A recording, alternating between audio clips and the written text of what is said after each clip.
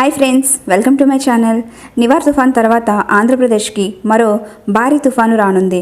అయితే ఈ యొక్క ప్రభావం ఏ ప్రాంతాల్లో పడనుందో తెలుసుకోబోయే ముందు మా ఛానల్కి కనుక మీరు కొత్తగా వచ్చినట్లయితే ఇప్పుడే మా ఛానల్ని మీరు సబ్స్క్రైబ్ చేసుకోండి.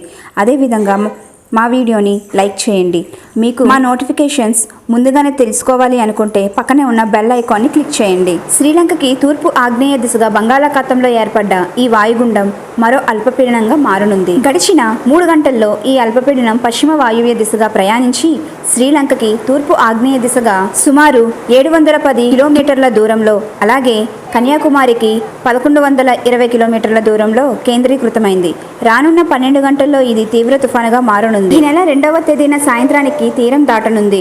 అయితే దీని యొక్క ప్రభావం నెల్లూరు, ఒంగోలు ప్రాంతాల్లో భారీ తుఫానుగా మారనుంది.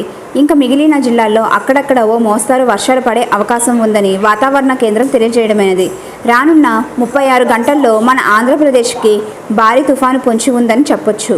రాయలసీమ ప్రాంతంలో అక్కడక్కడ ఉరుములు, మెరుపులతో కూడిన వర్షం ఉంటుందని వాతావరణ కేంద్రం వెల్లడించింది. అయితే తుఫానుకి బురేవి అని నామకరణం చేయడమైనది. ఏఎండీ అధికారులు కోస్తా తీర ప్రాంతాల్లో ఉండే జనాలను ఎప్పటికప్పుడు అప్రమత్తంగా ఉండమని సూచించారు. నెల్లూరు, తిరుపతి, రాయలసీమ, ప్రకాశం, చెన్నై, కేరళ, బెంగళూరు ప్రాంతాల్లో భారీ వర్షాలు పడే అవకాశం ఉందని వాతావరణ శాఖ తెలియజేయడమైనది.